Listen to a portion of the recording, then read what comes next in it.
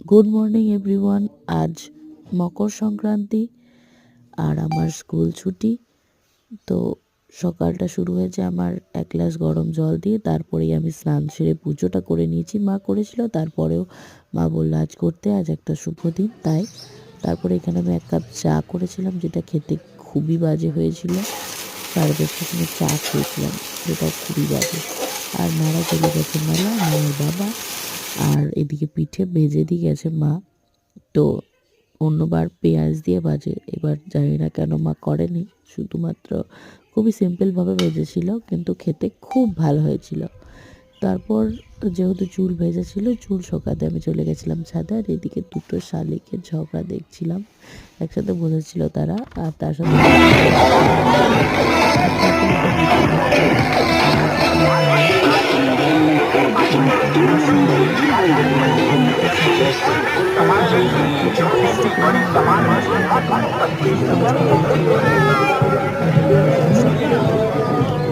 যত